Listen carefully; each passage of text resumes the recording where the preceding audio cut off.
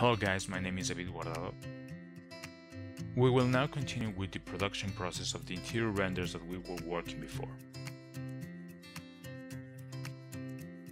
During this series of tutorials, we will study how to shade our 3D assets.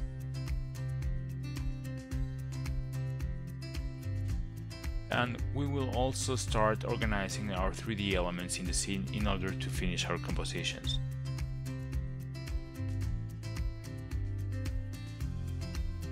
We will discuss a few techniques of lighting and texturing.